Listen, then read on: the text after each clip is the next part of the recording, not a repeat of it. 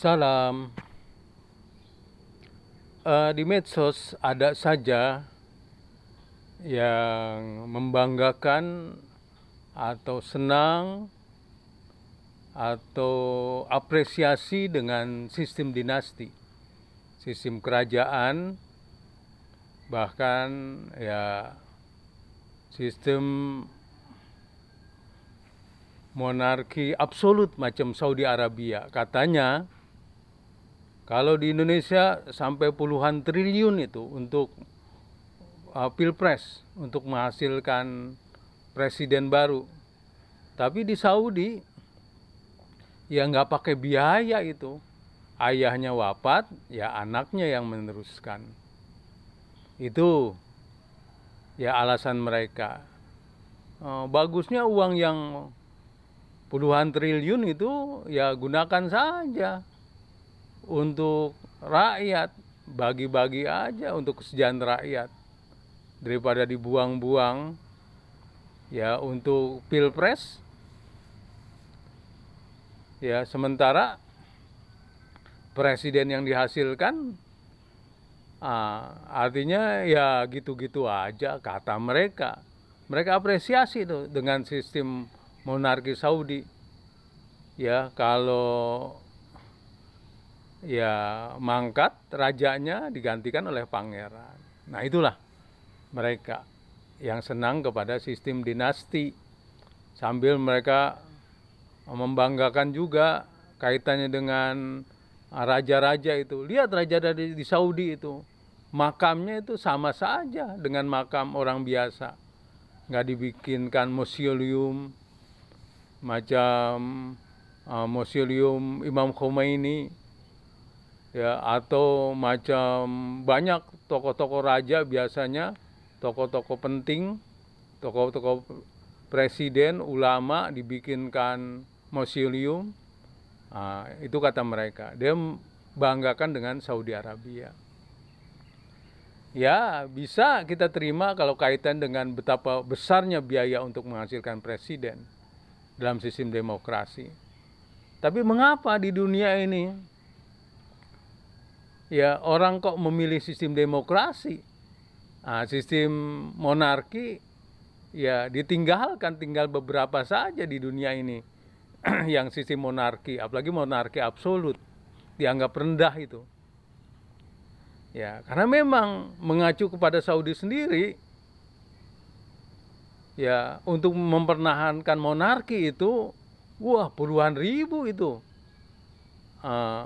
tahanan-tahanan politik. Artinya karena mereka mengkritik sistem monarki, puluhan ribu. Belum yang dipenggal kepalanya, dieksekusi hukuman mati karena mengkritik kerajaan. Bahkan lebih sadis lagi, kita ada tayangan-tayangan ya berapa waktu yang lalu kan gitu, ada seorang wanita karena mengkritik kerajaan Saudi, ya di tengah jalan itu mereka ya memenggal wanita itu. Jadi itu kembali kita pertanyakan juga bagi pendukung sistem dinasti Saudi. Ya puluhan ribu tahanan politik di Saudi Arabia. Belum lagi yang harus digantung, ditebas lehernya, dieksekusi, baik di penjara maupun di jalanan karena mengkritik kerajaan. Nah itu. Nah terus kaitannya mereka juga membanggakan raja-raja Saudi itu, monarki Saudi, nggak dibuatkan museum, ya nggak dibuatkan situs sejarahnya. Ya memang ya itu di sana setelah rajanya wafat ya dihilangkan sejarahnya, karena kalaupun sejarahnya ada, dibikin situs lah sejarahnya aja, ya sejarahnya tidak bisa jadi teladan, karena rata-rata ya monarki itu urusannya urusan kekuasaan perut dan di bawah perut. Ya, urusan monarki itu di mana-mana urusannya urusan kekuasaan, bagaimana dia mempertahankan kekuasaan. Ya, dia tebas, dia hancurkan orang-orang yang berupaya merebut kerajaan itu. merebut kekuasaan dia. Ya, ya itu. Bahkan karena sekarang sudah dibagi-bagi negara, ya udah berkurang invasi atau memperluas wilayah. Tapi memperluas pengaruh masih tetap Saudi itu. Jangan coba-coba melawan Saudi. Kalau yang melawan Saudi, mereka invasi itu. Ya mereka jatuhkan kekuasaannya. Ya memang Saudi ada yang berhasil, ada yang tidak berhasil. Macam Yaman itu. Yaman kan diinvasi tapi nggak berhasil. Ya, di antara penyesalan yang dilakukan Saudi adalah menginvasi Yaman. Apalagi buat Wahabi, karena menginvasi Yaman akhirnya di Saudi Arabia Wahabi dilarang itu. Padahal sebelumnya Saudi ini terkenal ya karena dia kepanjangan tangan dari imperium. Ya, dalam hal ini American Gang, banyak negara ya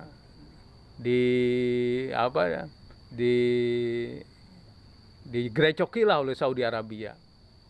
Nah kembali ya, jadi nggak perlulah raja-raja Saudi itu dikenang. Ya udah mati masukin aja ke tanah dikubur, udah hilangin, nggak usah ada situsnya, karena memalukan kalau ada pun situsnya.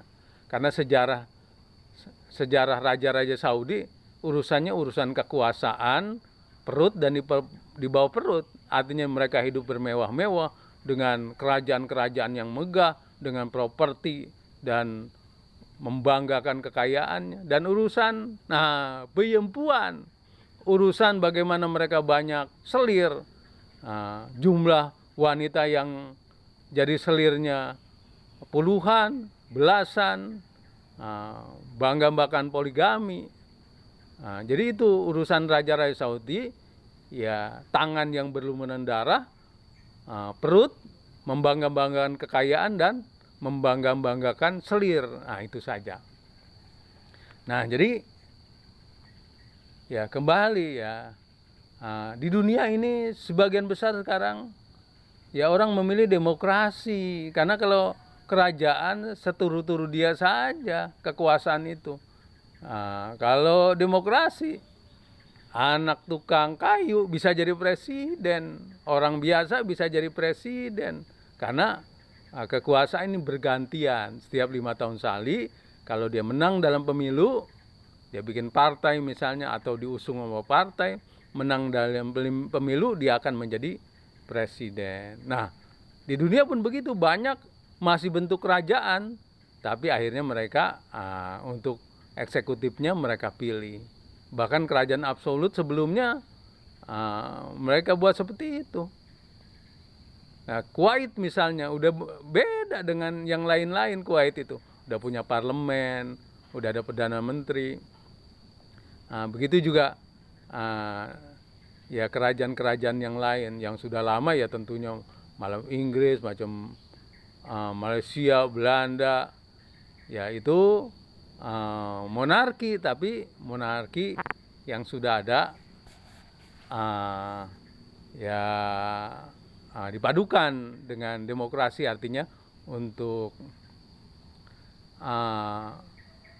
ya pemerintahnya sudah ada eksekutif ya yang dipilih oleh rakyat, kemudian juga ada yudikatif yang dipilih oleh rakyat. Nah inilah bahwa di zaman modern ini monarki itu sudah hampir hilang.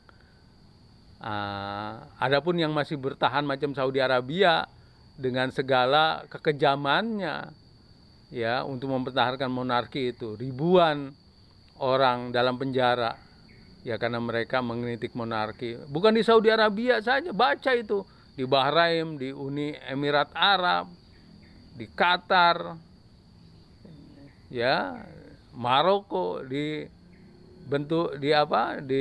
sistem monarki yang masih dipertahankan itu dengan segala kekuatan mereka mempertahankannya, dan dengan tadi berlumuran darah tangannya. Salam.